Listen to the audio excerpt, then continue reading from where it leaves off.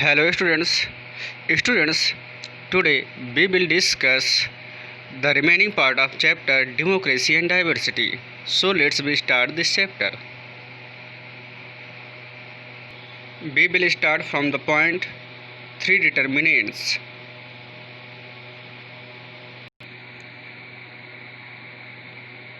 Three factors are crucial in deciding the outcomes of the political of social divisions. Three main factors होते हैं जो social division को define करते हैं, means how the social divisions occurs.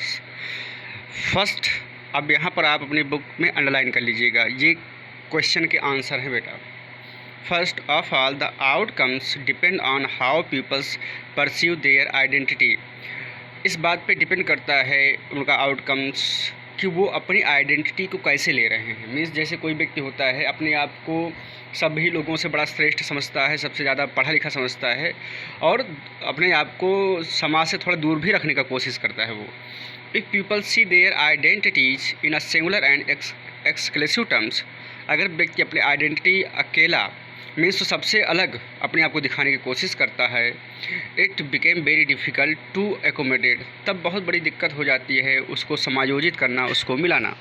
Means कोई भी व्यक्ति यदि अपने आप को सबसे सुपर समझता है, सबसे अच्छा समझता है, तो शायद उसको समाज में एकोमोडेट करना, समायोजित करना बड़ा ही मुश्किल का काम होता है। As long as people in northern Ireland saw themself at only Catholic और प्रोटेस्टेंट, जब तक नदर आयरलैंड के लोग अपने आप को कैथोलिक और प्रोटेस्टेंट मानते रहेंगे, their differences were difficult to reconcile, तो ये उनकी जो डिफरेंसेस हैं उनको समायोजित करना, मिलाना बहुत बड़े दिक्कत का काम होगा। मीन्स उनको मिलाया नहीं जा सकता है, उनको समायोजित नहीं किया जा सकता है। यहाँ पर कहने का इनका मतलब ये है, it is much easier if people see that their identity are multiple and are complementary with the national identity. ये सबसे बढ़िया होगा कि यदि लोग अपने आप को मल्टीपल समझें, मीन्स हर हिसाब से अपने आप को समायोजित करने वाला समझें और अपनी एक आइडेंटिटी समझें कि हम इस देश के निवासी हैं, बस हमारी मेन आइडेंटिटी ये है। हमारी ये नहीं है कि हम किसी धर्म के हैं, हम किसी जाति के हैं, किसी अपर कास्ट या लोअर कास्ट के हैं, मीन्स ऐसे कोई मतलब नहीं। हमारी एक ही आइडेंटिटी है कि we are the Indians.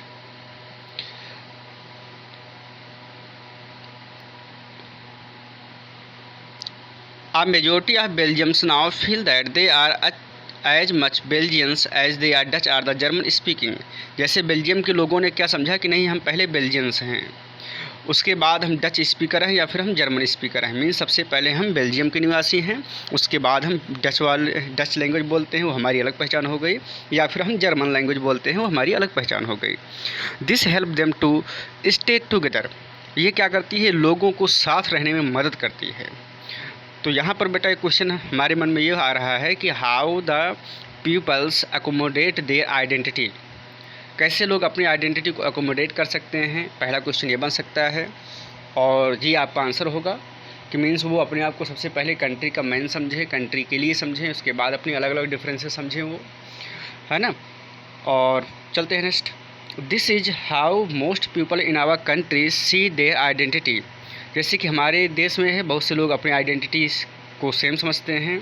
They think of them self as a Indian, सबसे पहले वो अपने आप को क्या समझते हैं बेटा, इंडियन समझते हैं। एज बिलोंगिंग टू स्टेट और द लैंग्वेज ग्रुप और द सोशल और द रिलीजियस कम्युनिटी, उसके बाद वो किसी स्टेट का समझते हैं, किसी लैंग्वेज ग्रुप का, किसी सोशल कम्युनिटी का, या फिर किसी रिलीजन का।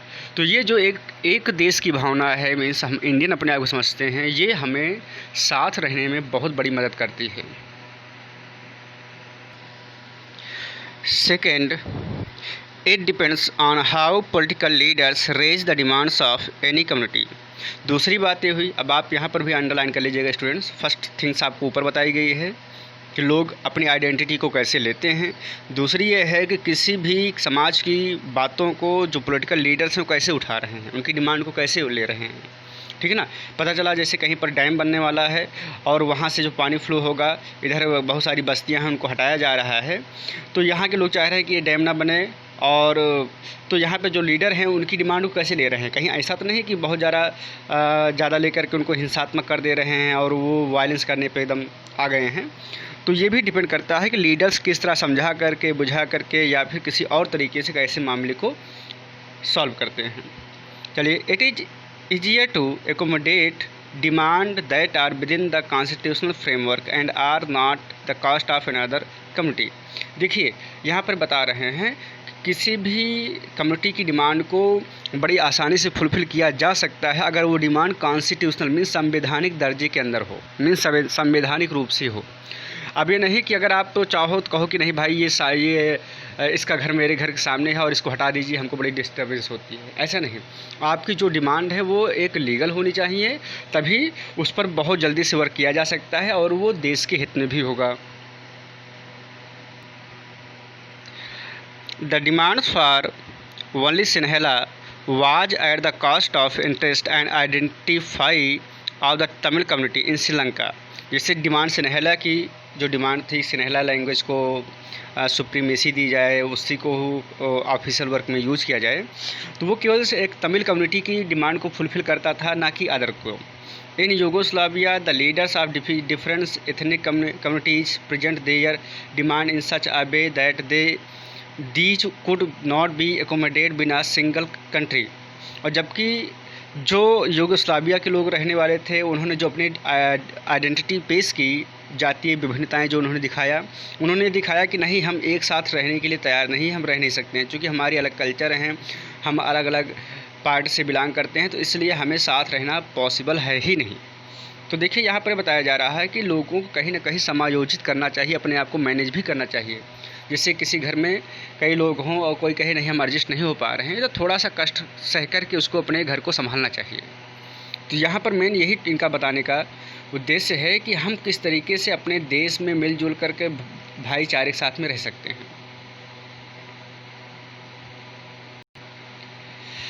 Now the third, it depend on how the government react to demand of different groups. और तीसरी बात ये हुई कि कैसे जो डिफरेंट ग्रुप हैं उनकी जो डिमांड है उसको पूरा करने के लिए गवर्नमेंट कैसे रिएक्शन लेती है। यह भी बात सही है। अगर पता चला कोई एक ग्रुप है जो देर रात धरना दे रहा है अपनी किसी डिमांड को मानने के लिए, और वो डिमांड उनकी लीगल भी है और गवर्नमेंट उस पर कोई ध्यान नहीं दे रही है, तो कहीं ना कहीं वो जो ग्रुप या कम्युनिटीज़ जो धरना दे रहे हैं तो वो वायलेंस में कन्वर्ट हो सकता है। तो ये भी डिपेंड करता है कि किस तरीके से कोई भी सरकार किसी भी कम्युनिटी की डिमांड को फुलफ़िल करने के लिए कितना ज़्यादा अपने आप को प्रेजेंस करती है। As we saw in the example of Belgium and Sri Lanka, if the rulers are willing to share power and accommodate the reasonable demand of minority community. अगर हम देखें बेल्जियम को या श्रीलंका को, वहाँ के जो उनके लीडर थे, यदि वो शेयर करते अपनी डिमांड को, यदि वो शेयर करते अपने पावर को अपने माइनॉरिटी कम्युनिटी के साथ में, तो शायद उतना बड़ा वायलेंस या दिक्कत न होती। हालांकि बेल्जियम के लोगों ने किया और उनको कोई भी दिक्कत का सामना नहीं करना पड़ा।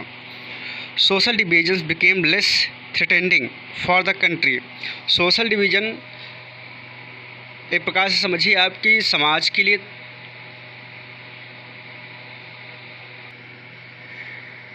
अगर माइनॉरिटी की मांगों को फुलफ़िल किया जाए तो शायद वो सामाजिक विभाजन का कारण बिल्कुल नहीं बन पाएगी। But if they try to suppress such a demand in the name of national unity, लेकिन पता चला कि उनकी जो डिमांड है वो इस बात को लेकर के उनको डरा दिया जाए, धमका दिया जाए कि आप जो डिमांड कर रहे हो ये देश की एकता के लिए, उसके अखंडता के लिए हानिकारक है, तो शायद the end result is often quite the opposite. तो जो रिजल्ट होगा वो एकदम से अलग होगा, डिफरेंस होगा, मीन्स भयानक होगा। Such attempt to force integration often sow the seeds of disintegration, means forcefully अगर हम किसी को एक करके चल रहे हैं, दबाव डाल करके किसी को मिला के चल रहे हैं, तो शायद ज़्यादा दिन सक्सेस नहीं होता है, वो आगे चल करके विभाजन का कारण ही बनता है। मीन्स यहाँ पर कहने का मतलब यह है कि अगर हम देश में रह रहे हैं और माइनॉरिटी की भी बातों को सुन रहे हैं, अगर उनकी डिमांड लीगल है, कॉन्स्टिट्यूशनल फ्रेमवर्क में है, तो हमें उनकी डिमांड को फुलफ़िल करना चाहिए। कहीं ऐसा ना हो कि हमें उनसे कह दें कि नहीं, जो आपकी डिमांड है ये देश के लिए ख़तरा है, और उनको डरा करके धमका करके हम अगर साथ रखते हैं तो शायद वो पॉसिबल नहीं होता है। 10. The assertion of social diversity in a country not need not be seen as a source of danger. इस तरीके से किसी भी देश में जो वहाँ की विभिन्नता है उनको आप वहाँ का खतरा मान के मत चलिए कि इस देश में ज़्यादा विभिन्नताएं हैं तो हो सकता है आने वाले टाइम पर इस देश को ज़्यादा परेशानी झेलना पड़े। ऐसी बात नहीं होती है। In a democracy political expression of social divisions is a very normal can be healthy. Democracy में जो पॉलिटिकल एक्सप्रेशन होते हैं आप सोशल डिवीज़न के लिए इज़ वेरी नॉर्मल, वो सिंपल से होते हैं, वो शायद समाज के लिए हितकर भी होते हैं, क्योंकि जो पॉलिटिकल लोग होते हैं या जो पॉलिटिकल पार्टीज़ होते हैं अलग अलग लोगों की जो डिमांड उठाती हैं वो कहीं ना कहीं सरकार का ध्यान अगर उस कम्युनिटी के ऊपर नहीं जा रहा है और पॉलिटिकल लीडर वहाँ के ध्यान ले रहे हैं तो हो सकता है कि हम उनके लोगों की डिमांड को फुलफ़िल कर दें और हमारा देश क्या हो जल्दी से ग्रोथ करे। This allow various disadvantage and marginal social groups to express their grievance and get the government to attend to these। होता क्या है कि ये जो हमारे पॉलिटिकल ग्रुप होते हैं बेटा, तो ये उन कम्युनिटीज़ के डिमांड को रेज करते हैं और सरकार का ध्यान वहाँ तक जाता है और उनकी डिमांड को फुलफ़िल करने का वो प्रयास करते हैं। क्योंकि पॉलिटिकल ग्रुप उनकी डिमांड को उठा रहे हैं। तो हम ये ना मान चलें कि अगर पॉलिटिकल ग्रुप किसी भी डिमांड को, किसी भी कम्युनिटी की डिमांड को रेज कर रहे हैं, वॉइस को उनकी उठा रहे हैं, तो देश के लिए हानिकारक नहीं है, बल्कि क्या है वो देश के लिए फ़ायदेमंद ही है। Kinds of social divisions in a politics often result in their cancelling one another out of these reducing there. और जब उनकी डिमांड को फुलफ़िल किया जाता है तो इस तरीके से कोई एक डिवीज़न ज़्यादा उग्र नहीं हो पाता है, मीन्स ज़्यादा तेज़ नहीं हो पाता है, बल्कि वो समाज को, वो हमारे राष्ट्र को मजबूत ही करता है। तो यहाँ पर कहने का मतलब यह है कि हमारे जो डिफरेंसेस हैं, हमारे जो आइडेंटिटीज़ हैं, वो हमारे देश के लिए ख़तरा नहीं है, बशर्ते उनका अच्छे से यूज़ किया जाए और उनको मिला करके रखा जाए। ठीक है स्टूडेंट्स, चलिए हम चलते हैं और इस फिगर को समझते हैं, इसमें क्या दिया गया है।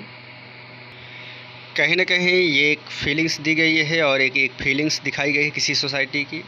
ये शो कर रहा है कि ये वाइट एंड ब्लैक के बीच में रेसिज्म, मीन्स रेसिज्म की भावना दिखा रहा है कि जहाँ पर ये अपने आप को अलग कर लिए हैं और अपने आप को अलग कर लिए हैं, जबकि यहाँ पर क्या दिखाया गया है कि सब लोग मिलजुल के साथ में रह रहे हैं, तो शायद बहुत अच्छे से कोई भी कंट्री ग्रोथ कर सकती है। तो यहाँ पर यही दिखाने का प्रयास किया गया है कि अगर हम मिलजुल के रहते हैं तो हमें किसी भी डिवीज़न का सामना नहीं करना पड़ेगा। But a positive attitude toward diversity and a willingness to accommodate it do not come about easily। लेकिन ये जो पॉजिटिव एटीट्यूड है और ये डाइवर्सिटी को मिलाने की बात है, ये इतनी जल्दी, इतनी आसानी से पॉसिबल भी नहीं हो पाता है। People who feel marginalised, deprived and discriminate have to fight against the injustice. जो लोग अपने आप को समाज से अलग मानते हैं, जिनके साथ भेदभाव तरीका अपनाया जाता है, वो अपने राइट के लिए वो अन्याय से लड़ते हैं। Such a fight often take the democratic path. लेकिन कभी कभी क्या होता है कि जो ये अपनी डिमांड को मनवाने के लिए लड़ाई करते हैं, वो एक डेमोक्रेटिक रास्ता चुनते हैं। Voicing there demand in a peaceful and constitutional manner. अपनी बात को उठाते हैं शांतिपूर्वक तरीके से, कॉन्स्टिट्यूशनल वे में, and seeking a fair position through this elections. और अपनी पोजीशन को, अपनी बात को मनवाने के लिए इलेक्शन का सहारा लेते हैं, जहाँ पर वो मीन्स चुनाव जीत करके अपनी डिमांड को फुलफ़िल कराते हैं गवर्नमेंट से। Sometimes social differences can take the form of unacceptable levels of the social equality and injustice. कभी कभी सोशल डिविजन्स या डिफरेंसेस इतने ज़्यादा अनएक्सेप्टेबल हो जाते हैं कि उनको फुलफ़िल करना पॉसिबल नहीं होता है। The struggle against such inequalities some times take the path of violence and defiance a state power. कभी कभी क्या हो जाता है कि उन डिमांड को फुलफ़िल करने के लिए, कभी कभी उन डिमांड को फुलफ़िल कराने के लिए या उन इक्वलिटी के अगेंस्ट खड़ा होने के लिए लोगों को वायलेंस का सहारा लेना पड़ता है और वो देश के भी खिलाफ खड़े हो जाते हैं। मीन्स जब देश उनकी बात को नहीं सुनता है, नहीं समझता है, तो वो अपनी बात को एक वायलेंस तरीके से मनवाते हैं। However history show that democracy is the best way to fight for recognition and also accommodate diversity. लेकिन अगर देखा जाए तो डेमोक्रेसी ही सबसे बेस्ट माध्यम है अपनी बात को मनवाने का, अपनी आइडेंटिटी को शो करने का और देश को मिलाकर साथ चलने का। थैंक यू स्टूडेंट्स, आपका लेसन कंप्लीट हुआ। I hope you will understand very well. If any doubt you can contact to me.